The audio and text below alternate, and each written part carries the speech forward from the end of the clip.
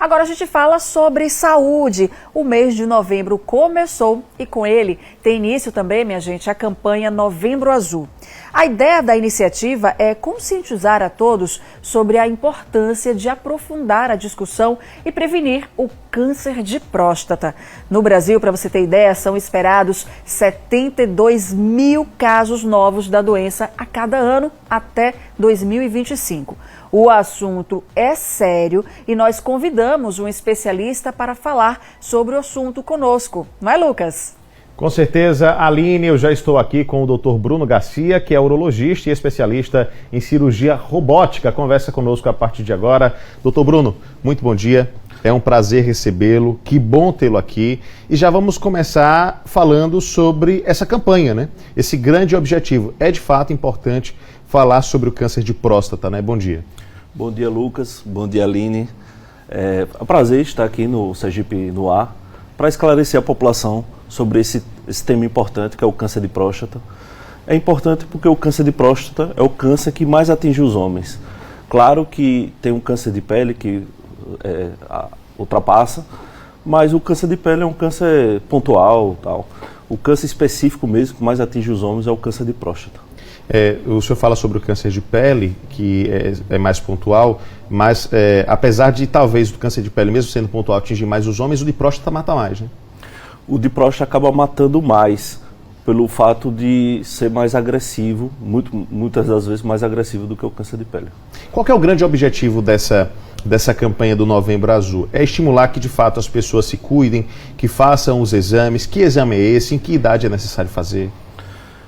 Temos o mês de Novembro Azul destinado para a conscientização. Claro que o câncer de próstata atinge o homem em qualquer fase da vida.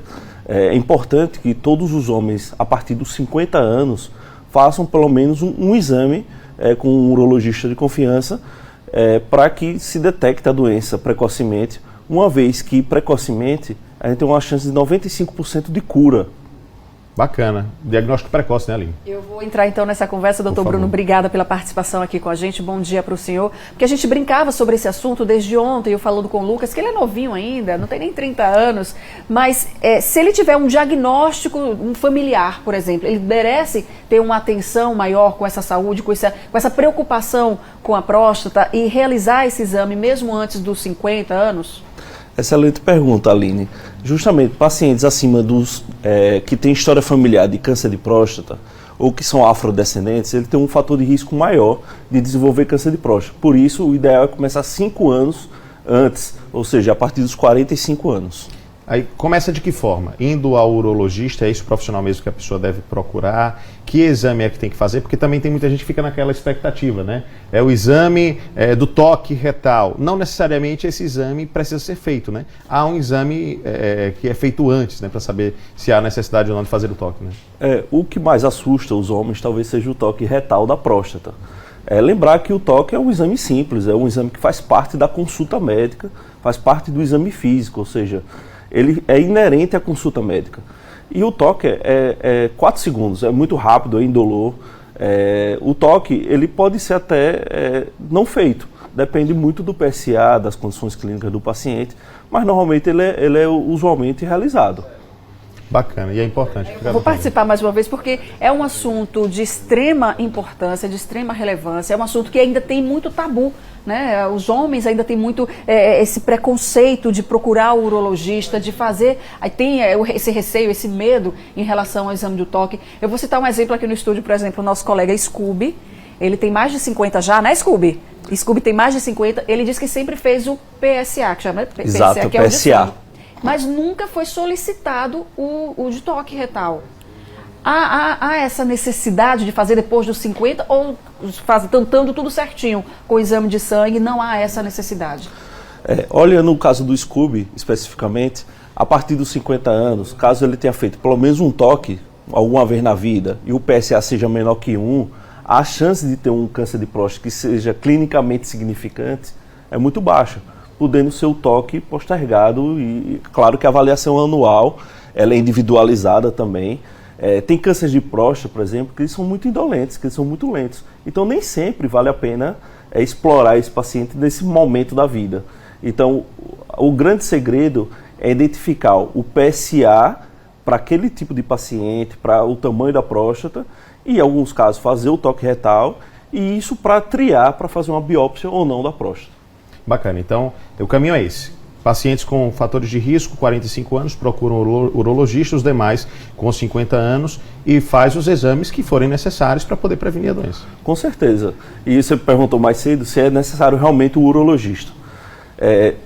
Em relação ao PSA especificamente, a gente faz um refinamento desse exame. Às vezes o paciente ele costuma abrir o exame do PSA e está lá um valor de referência. Nós, urologistas, não usamos aquele valor como a referência do paciente. Nós refinamos aquele dado.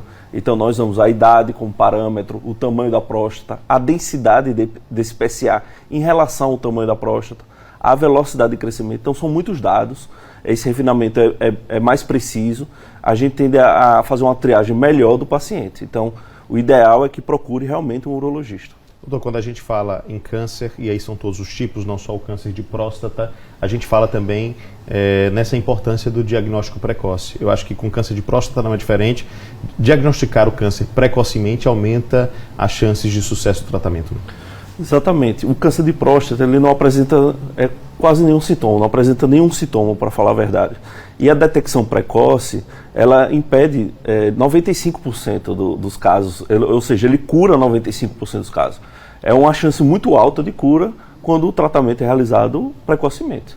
Ou seja, é importante reforçar esse dado aqui, esse número, né, Aline? Porque, veja só, a cada 10 casos, 9,5, né, digamos assim, a cada 100 casos, 95 diagnosticados precocemente acabam resultando em cura. Então é um dado muito bacana e muito importante, né, Aline? Com certeza, é muito importante a gente levar essa informação para que as pessoas se conscientizem, percam o medo, deixem de preconceito, quebrem o tabu e procurem o médico. O homem precisa cuidar da saúde. Eu aproveito, doutor, a sua presença. Lucas, eu sei que a gente fala sobre a prevenção do câncer de próstata, mas falando em saúde do homem de uma forma geral, outros problemas atingem a próstata e que são muito comuns. Um deles, eu tenho na família, já ouvi falar, eu vou falar da forma que a gente fala, tá, doutor? Aí o senhor explica como é, que é o tal do crescimento da próstata. É comum a gente ouvir, olha, a próstata está crescendo, vai fazer uma raspagem. O que é esse crescimento da próstata? Que raspagem é essa que faz?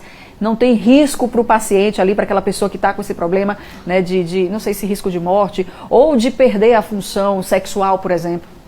Você tocou em outra doença muito importante, na verdade a doença mais comum que a gente encontra nos consultórios, que aflige o homem, e normalmente ele faz essas perguntas para todo homem que nos procura para fazer o preventivo de câncer de próstata, que é o hábito urinário. Então a hiperplasia prostática benigna, ou próstata aumentada, ou hiperplasia de próstata, ou crescimento prostático, é uma doença benigna, mas uma doença que dá muitos sintomas ao paciente. Então ele costuma acordar à noite para urinar, ter o jato mais fraco, uma sensação de esvaziamento incompleto, um gotejamento terminal, na hora de terminar o xixi fica ali pingando ao redor do vaso, pingando a cueca. E isso tem tratamento, é uma doença benigna. É claro que pode existir câncer e a doença benigna juntas, porque a próstata é uma glândula relativamente grande e pode ter as doenças concomitantes.